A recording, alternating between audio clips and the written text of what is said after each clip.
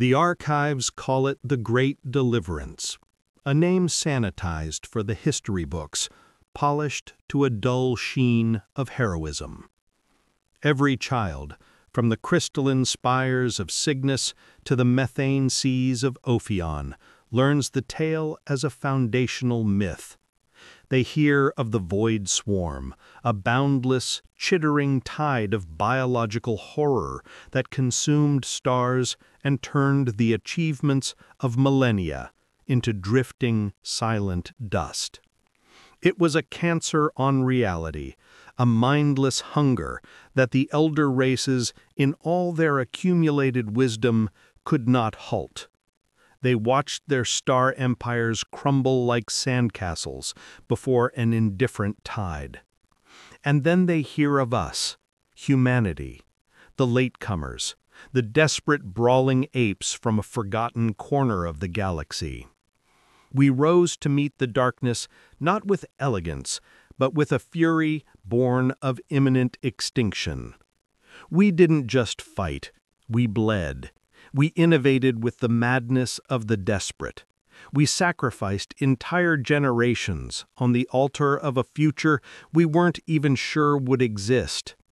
We threw ships, worlds, and our very souls into the abyss, and in doing so, we broke the abyss itself. On every capital world, a chorus of alien voices sings our praise in 1,000 different tongues. They call us saviors, heroes, the saints of steel. The official histories end there, on a soaring, triumphant note. But I was there. I remember the silence that came after the screaming stopped, and the terrible, ringing clarity of what we had become in the quiet that followed. I remember what came next. On Earth, nestled in the quiet, chilling grandeur of the rebuilt Himalayas, stands the monument to Pax Humanitas. It is a spire of an impossible, shimmering alloy that seems to weep starlight, piercing the thin atmosphere and visible from orbit as a silver needle in the heart of our world. It depicts no soldiers, no ships, no glorious battles. There is only a single, serene hand outstretched over a holographic star chart of the galaxy, as if offering a benediction or a warning. Etched at its base, in the smoothly logical lingua franca we engineered, are 3 simple words: "We brought peace." Tourists from every known species make the long pilgrimage. I have watched them from afar, the silicon-based Grolians tracing the inscription with trembling digits, the insectoid Cathar humming their species' hymn of gratitude. They weep. They offer thanks. They see the promise of a galaxy free from fear, a universe united under our benevolent, watchful gaze. They don't see the cracks in the foundation, or the names of the worlds we pacified that have been carefully, surgically omitted from the star charts they so admire. They do not know that the alloy of the monument itself was forged in the heart of a star whose system we cleansed. They see a monument to peace. I see a tombstone for entire histories, an epitaph written by the executioner. Our fleets, the wings of deliverance, are a constant, silent, and suffocating presence in every sector. They glide through the vibrant dust of nebulae like ghosts, their gunmetal gray hulls drinking the starlight, their engines leaving no wake. They are not conquerors, we are told, but guardians. Inside, the corridors are sterile, the air recycled, the silence broken only by the soft chime of a status update or the measured footfalls of the crew. We are a priesthood of order, performing the daily rituals of control. We patrol the old trade lanes, our weapon ports visibly charged, ensuring stability. Pirates are a myth now. Sectarian wars are a cautionary tale for children. Every ship that crosses a sector boundary does so with our permission, its cargo scanned to its molecular level, its crew's biometrics logged, its destination filed in triplicate. A freighter captain from Andoria once looked at me and said it was easier to bribe a pirate lord than to satisfy your paperwork. The galaxy is orderly now, predictable, safe. The silence between the stars has never been so profound or so deafening. We brought peace, but it is the cold, sterile peace of a perfectly arranged, perfectly silent museum. In the impossibly vast, sterile halls of the Galactic Assembly on Luna, the alien ambassadors speak in hushed, reverent tones when our proctors, clad in severe white and gray, enter the chamber. They offer praise for our agricultural yields, our medical breakthroughs, our unwavering commitment to galactic order.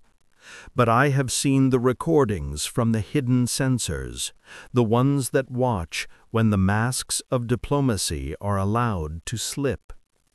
I have seen them retreat to their soundproofed private chambers, the veneer of gratitude falling away to reveal a deep, abiding fear.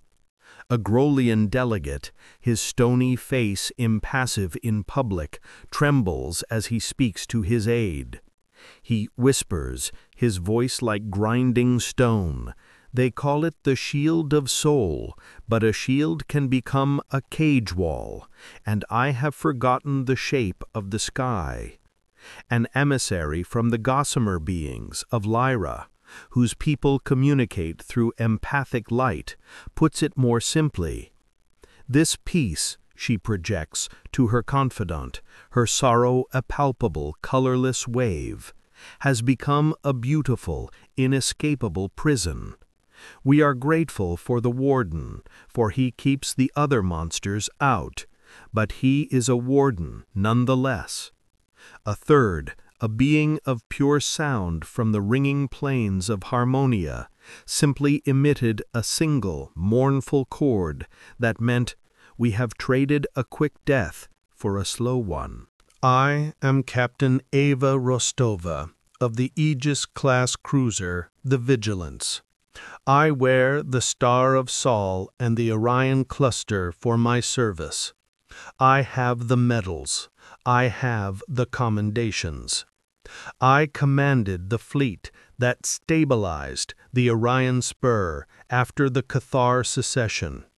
The official report speaks of a swift, decisive action that quelled a violent, primitive uprising and restored order with minimal casualties. I remember the broadcasts we jammed, their declaration of independence, a document of heartbreaking eloquence, full of ideals we ourselves once claimed to hold, quoting our own ancient philosophers against us. I remember their pleas for sovereignty, which we classified as seditious propaganda. I remember the face of their leader, a scholar-poet with chitin the color of sunset, broadcasting a final desperate appeal for reason before we cut his signal. I remembered the cold mathematical beauty of the orbital trajectories of our kinetic rods, and the precise geometric patterns of fire and dust they painted across their graceful, sprawling cities. I stand on my bridge, the star chart glowing before me, a silent god, and behind the gleaming metals pinned to my uniform, I see the reflection of 1 billion burning souls and one face staring back in disbelief. On Xylos, a world once known for its vibrant, chaotic art and rebellious, world-shaking poetry, things are different now. Their cities, once a riot of clashing architectural styles and colors, have been rebuilt along our approved, efficient geometric lines. The city squares, once filled with discordant music and the fierce debate of a dozen warring philosophical schools, are silent and orderly. I remember seeing a recording of what they called a thought sculpture, a shimmering, ever-changing cascade of light and sound that was said to induce a state of profound philosophical inquiry. Now, in its place, stands a statue of a human proctor, stern and unyielding. In the schools, the young Xylans, their multifaceted eyes, which once saw a spectrum of light we can only imagine, now dimmed, recite their morning lesson. It is the human creed, a pledge of allegiance not to their own culture, but to the concept of galactic stability. They chant in monotone unison, "Order is strength, dissent is chaos, humanity is the shepherd." They are taught that their own rich history was a messy, dangerous prelude to our arrival, a primitive age that we mercifully ended for their own good. Their art is gone, their poetry is forbidden, but their shipping lanes are secure and their resources flow uninterrupted into our industrial heartlands. The Council of Earth convenes in the old city of Geneva, a place that once hosted the fragile birth of global cooperation. Now it is the seat of galactic control. The air in the chamber is old and cold. The agenda today is the whispering rebellion among the Polarian system. No shots have been fired, no fleets have been mobilized. Their crime is cultural defiance. They have revived their ancient language, a complex, lyrical tongue we had ordered archived and replaced with our more efficient lingua franca. They sing old songs of freedom under their twin moons. The High Proctor, a man whose face looks like it was carved from granite and regret, does not see it as culture. It is the seed of sedition, he declares, his voice echoing in the silent, cavernous chamber. It is a weed, and a good gardener pulls the weed before it chokes the garden. We will re-educate them. A young delegate, fresh from the outer colonies, dares to speak. But Proctor, he begins, is diversity not also a form of strength? The Proctor does not even turn to look at him. Diversity breeds friction. Friction breeds conflict. Conflict is the enemy of peace. We will have peace. The vote is unanimous, a series of silent assenting lights on a board. There is no debate. There never is. The re-education of Polaria is a masterpiece of silent, bloodless efficiency. There is no invasion, no bombardment. Our cultural integration teams arrive with food supplies, advanced medical technology, and new educational modules. They don't use weapons, they use dependency, the most insidious of chains. They introduce a genetically engineered crop that yields bountiful harvests, but whose seeds are sterile, requiring new shipments from us each planting season. The Polarian language is declared inefficient for modern interstellar commerce. Its use is now a barrier to the prosperity we offer. Their old songs are meticulously catalogued as historical artifacts, preserved in digital archives, but unsuitable for public performance. Their community leaders, the keepers of their history, are offered comfortable, powerless positions in our regional administration. Any who refuse are quietly disappeared, their families informed of a tragic, unavoidable transport accident. Dissent is not crushed. It is methodically, clinically, and quietly dissolved until all that is left is grateful silence, the silence of a people who have traded their soul for a full belly. Kalen, a Vectran historian, was once a true believer. His species, long and spindly, with eyes that see in 4 dimensions of space-time, were among the first we saved from the swarm. He has spent his life curating the official archives on our behalf, a celebration of our shared glorious victory. But his unique perception allows him to see the echoes of things that have been removed, the faint outlines of redacted truths, the temporal ghosts of events that officially never happened. He has noticed the gaps, the sealed files, the battle reports where the casualty numbers are too clean. In secret, using ancient, untraceable methods of data weaving, he begins his true work. He compiles the lost histories, the testimonies of refugees, the deathbed confessions of our own guilt-ridden soldiers, the spectral data ghosts of deleted logs. He finds the story of the Lyra system's third world, a species of peaceful philosophers who surrendered without a fight, but whose silicon-based biology was deemed incompatible with standard colonization protocols. They were catalogued and then cleansed. He records the stories of the worlds we didn't save but silenced. He calls it the Archive of Shadows, a testament to the atrocities committed in the holy name of peace. It is a junior archivist on my own ship, a boy named Reese, barely out of the academy and still full of faith, who finds the first thread.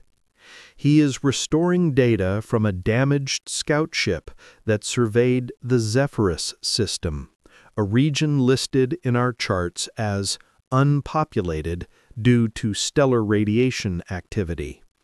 He uncovers a fragment of a deep planetary scan, shielded by strange interference. It shows not radiation, but the ruins of cities, crystalline cities shattered into sand, ruins bearing the distinct, undeniable energy signatures of our own fleet's kinetic weapons. He brings the data crystal to me, his hands shaking, his faith evaporating before my eyes. "Captain," he stammered, this says the radiation warning was a lie. It was a cover story." Together, in the dead of the ship's night cycle, we followed the thread. It leads us into the deepest, most encrypted corners of the fleet network, to a forbidden archive codenamed Tidy Up. It is not one world, but dozens. Worlds that resisted integration. Worlds whose cultures were deemed incompatible with long-term stability. Entire species erased from history, their memory paved over with a bureaucratic lie. The initial leak is contained, but the truth is now a contagion aboard my ship, infecting my command staff with doubt and horror. I take the data and travel to the command sector to confront General Bohr, the architect of the pacification campaigns, a living legend they call the Iron Saint. We meet in his chambers, a Spartan room decorated only with a single, massive, slowly rotating star chart. I show him the data, the final screams of the Zephyri, the cold orders for their extinction. He does not deny it. He looks at me, his eyes ancient and weary, not with guilt, but with a profound, unshakable certainty. "Peace has a cost, Captain," he says, his voice a low rumble of gravel and steel. "True, lasting peace requires not just sacrifice, but sacrifices.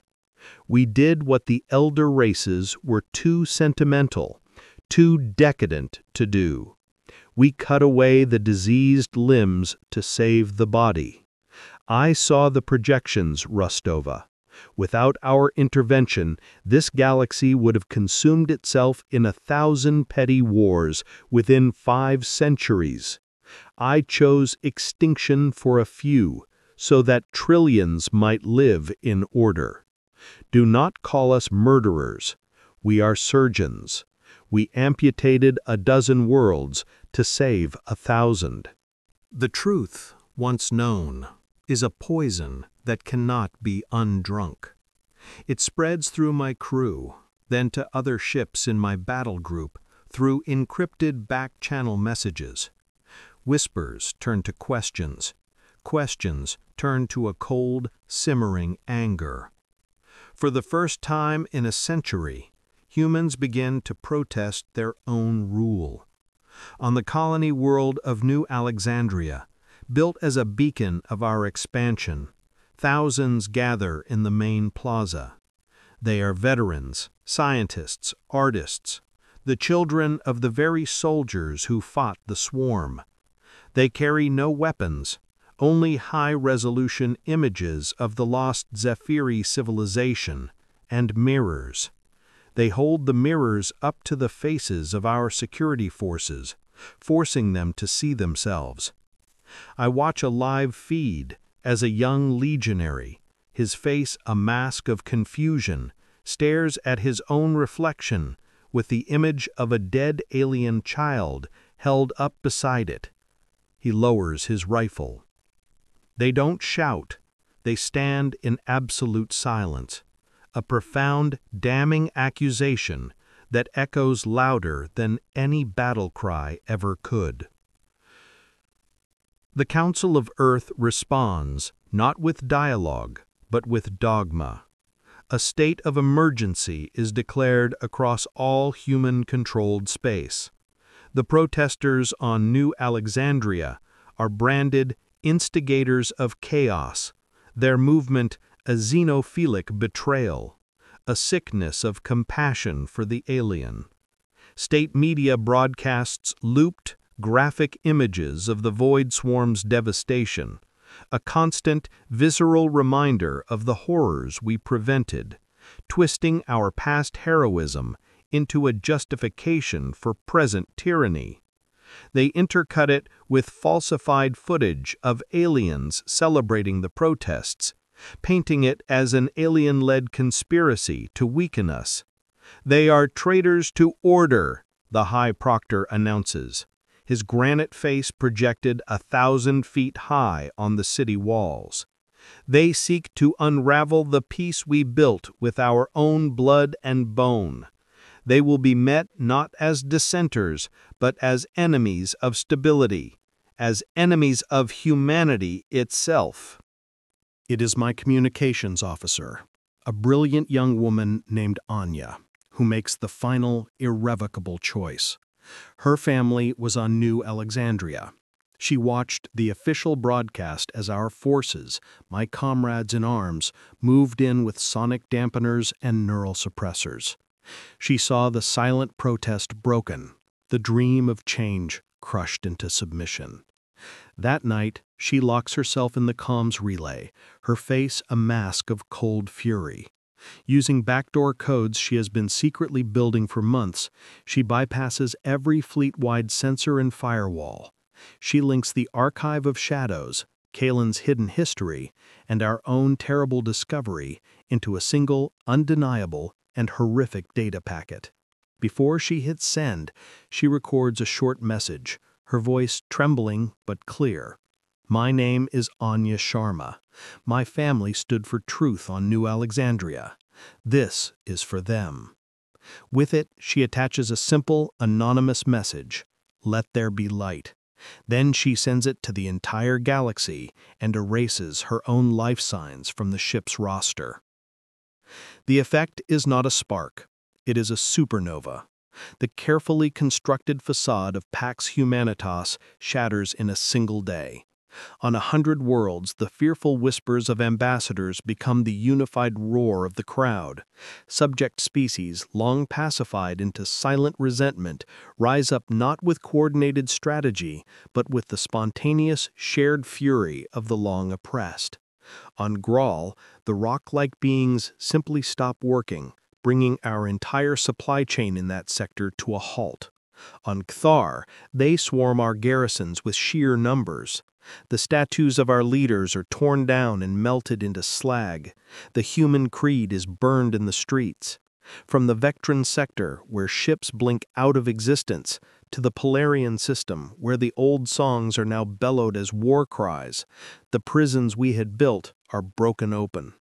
The galaxy we had put to sleep awakens into a screaming, chaotic, and beautiful nightmare of rebellion. The Saints of Steel do not hesitate. There is no debate, no attempt at diplomacy. The fleets, once symbols of protection, become instruments of pure, undiluted wrath. The orders from Earth are simple and absolute. Restore order, by any means necessary. Cauterize the infection. The tactics we once used against the mindless Void Swarm are now turned upon worlds we had sworn to protect.